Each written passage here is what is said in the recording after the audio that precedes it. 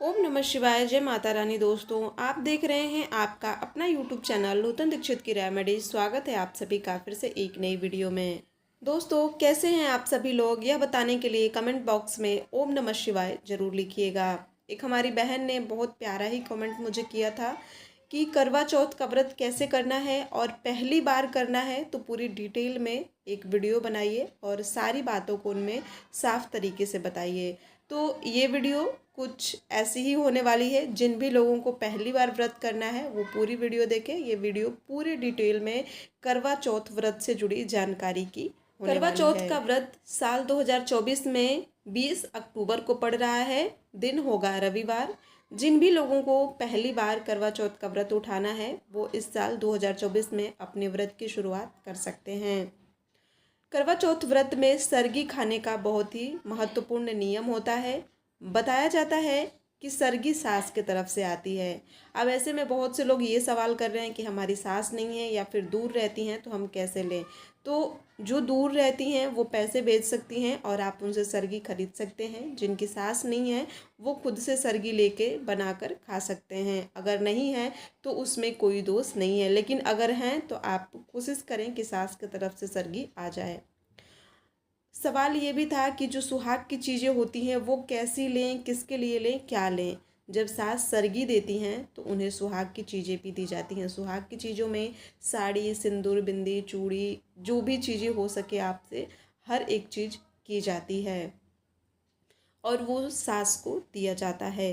सरगी में खाने पीने की चीज़ें होती हैं, श्रृंगार की सामग्री होती है, पूजन सामग्री होती है। जैसा कि मैंने बताया, अगर सास हैं तो वो पैसे भेज सकती हैं या फिर खरीद के भी दे सकती हैं। सास नहीं है तो जेठानी की तरफ से भी हो सकती है, बुआ सास की तरफ से भी हो सकती है। अगर कोई भी नहीं है तो आप अपने खुद से भी खरीद सकती हैं।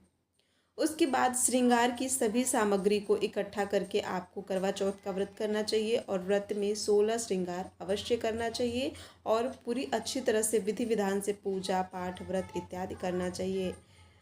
भोर में सुबह 3 बजे से लेकर 4 बजे के बीच में आपको सरगी खाना है। रविवार की भोर में, जिस दिन रविवार का दिन शुरू होगा उस दिन भोर में 3 बजे उठकर नहा धोआकर आपको अपने मंदिर में जाकर बैठकर व्रत पूजा करके व्रत का संकल्प लेना है। सरगी खाने के बाद पहले नहा धोआकर अच्छी प्रकार से साफ सुथरा होकर सरगी खा लें। उसके बाद व्रत का संकल्प लें कि अब आप पूरे दिन का व्रत रहना है। जब तक चांद ना निकल जाए उसके पहले आपको कुछ भी पानी चाय कुछ भी ना पीना है और ना ही खाना है।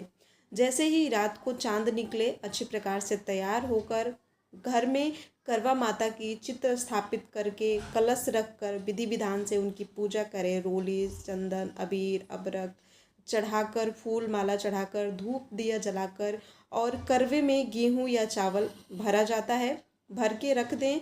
और उसके बाद से पूजा वगैरह करके कलश जमा के घी का दिया जला के विधि विधान से पूजन करने के बाद मिठाई फल मूल सभी चढ़ा के पूजा कर लें।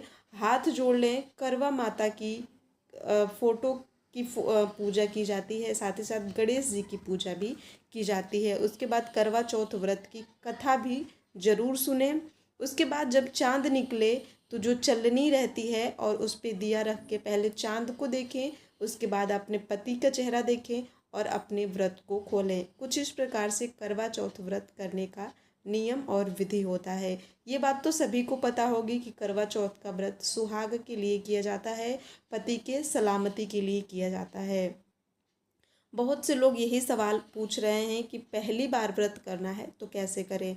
तो कुछ इस नियम से, इस विधि से, इस तरह से आपको अपने व्रत को करना होता है। उसके बाद जब पति के हाथों से पानी पी लें, चेहरा देख लें, तो आप जो भी खाना पकवान मिठाई जो भी आपने अपने घर में बनाया है वो सभी अपने पति के साथ, घर के बड़े लोगों के साथ बैठकर खा लें। बहुत सारे लोग ये भी पूछ रहे हैं कि पति साथ में नहीं है तो क्या व्रत को शुरू कर सकते हैं। तो कोई दिक्कत नहीं है। अगर आपके पति साथ में नहीं है तो आप उनकी फ़ोटो देख के व्रत खोल लीजिएगा। आप पहली बार व्रत शुरू करना है तो कर सकती हैं, इसके लिए कोई संदेह वाली बात नहीं है। बहुत से लोगों का सवाल है कि व्रत कैसे करें। तो देखिए आपको इसी प्रकार से व्रत करना है, जैसे कि मैंने अभी पूरे डिटेल में इस वीडियो को बना दी है। इतनी डिटेल में कहीं भी किसी भी चैनल पे आपको ये जानकारी नहीं मिलेगी। वीडियो को पूरा देखिएगा, चैनल पर नया है तो सब्सक्राइब करना बिल्कुल भी मत भूलिएगा। और भी अच्छी अच्छी वीडियोज़ को देखने के लिए कोई अगर अगर कोई और सवाल है तो कमेंट सेक्शन में ज़रूर पूछिएगा। हम मिलते हैं नई वीडियो में नई जानकारी के साथ, तब तक के लिए जय माता दी।